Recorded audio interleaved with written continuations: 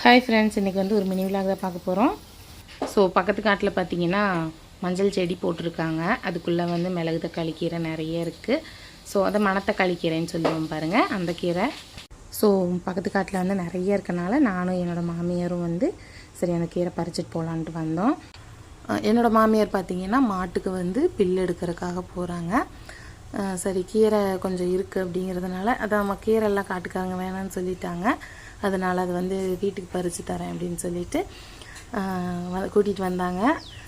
நான் வந்து மஞ்சள் காட்டுக்குள்ளே போகலை, நானும் வந்து பறிக்கிறேன்னு சொன்னேன். என்னோடய மாமியார் வந்து இல்லை நீ வெளியிலேயே நில்லு, நான் போய் பறிச்சிட்டு வரேன் அப்படின்னு சொன்னாங்க. ஏன்னா கொஞ்சம் மேல்லாம் வந்து அரிக்கிற மாதிரி இருக்கும், அதனால வந்து நான் என்னை வெளியிலே நிற்க சொல்லிவிட்டு அவங்க போய் கீரை பறிச்சிட்டு வரேன் அப்படின்ட்டு அவங்க வந்து கீரை பறிச்சிட்ருக்காங்க.